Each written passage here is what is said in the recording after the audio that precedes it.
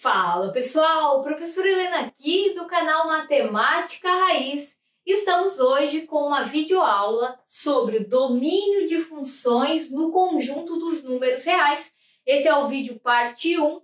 Nós vamos ver aí os primeiros dois casos de domínio de funções, para depois, na próxima semana, a gente ver aí o final, a parte 2 sobre os domínios, tá? Sobre o domínio.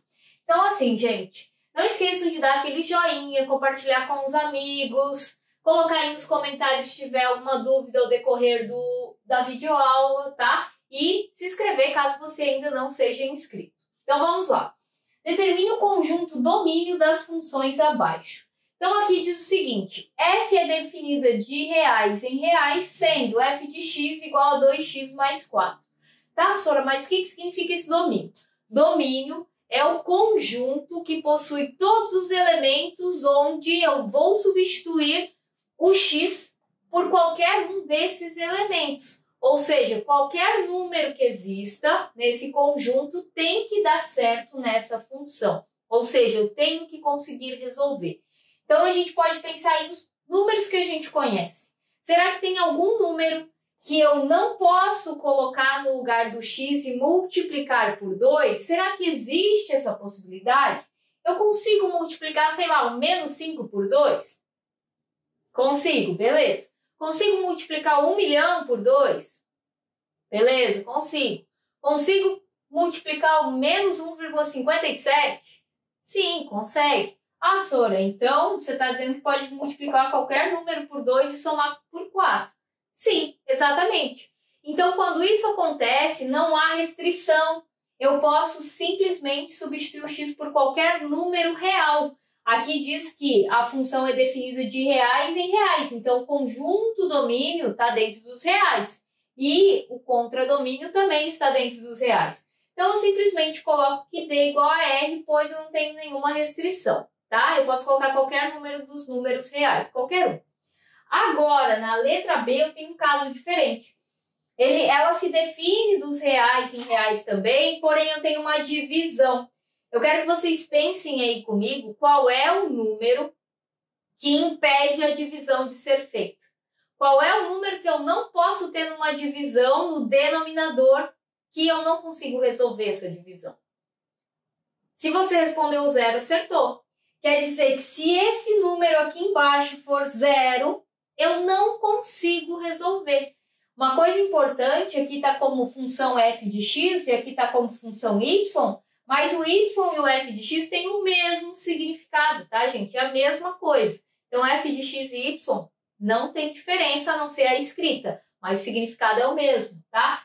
Então, aqui é o seguinte: se a função não tivesse o denominador, eu poderia colocar qualquer número no lugar do x. Então, qual é o nosso trabalho aqui? É ver quais números eu posso ou não posso colocar. No nosso caso, é mais fácil encontrar quais eu não posso do que quais eu posso, porque são infinitos números, tá? Mas os que eu não posso colocar, eu já consigo mapear de uma maneira mais correta, eu consigo dizer quem eu não posso colocar, tá? Então, em cima eu não tenho restrição. Mas no denominador eu tenho uma restrição. É essa restrição que eu quero descobrir. Quem que eu não posso colocar no lugar do x e quando eu faço a conta dá 0. Pensem comigo, que número menos 4 seria igual a 0? Isso mesmo, 4. Se eu colocar o 4 aqui, 4 menos 4 dá 0. E daí acaba com a nossa conta, não tem mais conta, tá? Então é isso que o domínio faz, eu tenho que dizer qual número que não pode entrar. Então, isso daqui, ó, o denominador não pode ser 0. Então, x menos 4 tem que ser diferente de 0. Esse é o símbolo que a gente usa, diferente. Então, x tem que ser diferente, o menos 4 passa para o outro lado, 4 positivo. Então, o único número que não pode entrar aqui é o número 4. Todos os outros números que existem no conjunto dos reais podem entrar, mas o 4 não. Então, eu escrevo assim, ó, domínio.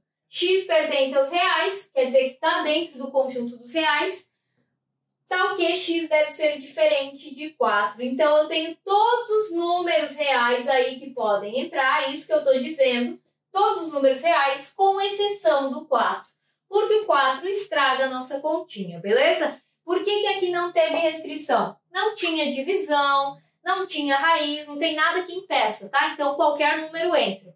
Mas aqui tem divisão. Então, aqui eu tenho outro caso parecido com a B, ó. Se eu tivesse só a parte de cima, não teria restrição.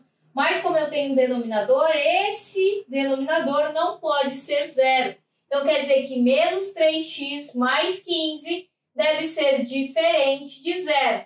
Aí eu resolvo como se fosse uma equação. Menos 3x deve ser diferente de menos 15.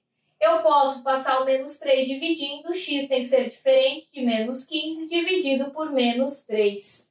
Então, x deve ser diferente de menos com menos mais, 15 dividido por 3, 5. Quer dizer que o único número que eu não posso colocar aqui é o 5. Aí você vai dizer, professora, mas como assim? Porque se eu colocar o 5 vai dar zero, ó. 3 negativo vezes o 5 dá menos 15. Menos 15 mais 15 dá zero. Aí acaba tudo. X, que no caso seria 5 dividido por zero, não tem como fazer essa divisão. Então, estragaria a nossa função. Então, é por isso que a gente calcula aqui o domínio. X pertence aos reais, então que x deve ser diferente de 5.